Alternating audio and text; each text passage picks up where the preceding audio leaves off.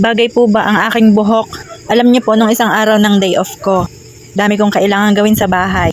Ayaw ko sana umalis. Good morning! Papasok po ako sa trabaho. Ang kwento po, nag-DIY ako. Nakakita ako ng organic shampoo sa bahay, kinulayan ko ng itim. Alam nyo yung itim na kulay ng buhok. Salamat pala sa paghahatid sa akin palagi. Sa iwas ko sa gastos, napatakbo din ako sa parlor. Abay, hindi maganda kapag mas itim pa sa natural na kulay ng buhok. Matamis na lansones. Yun ba namang habang tumatagal, nagiging kulay dilaw ang buhok ko. Sabi ko hindi na ako magpapakulay.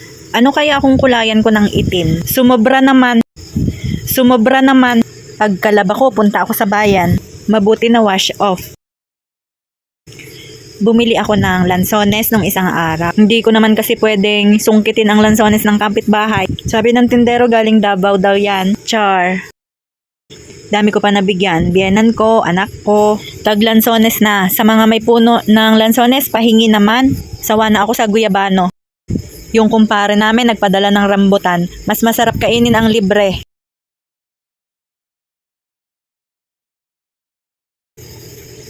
Oh, dami pa.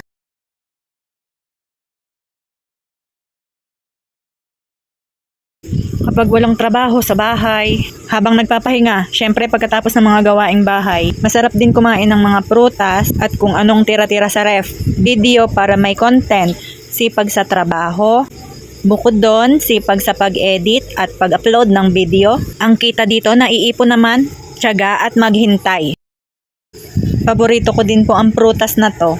Pati ang rambutan, mangustin, yan. Madalang kasi ang puno ng lansones dito. Meron man maasim. Sa palengke po siguro may 100 isang kilo. Nabili ko lang po ito sa pwesto sa may kalsada. Kaya medyo mahal. Tulong ko na sa nagtitinda.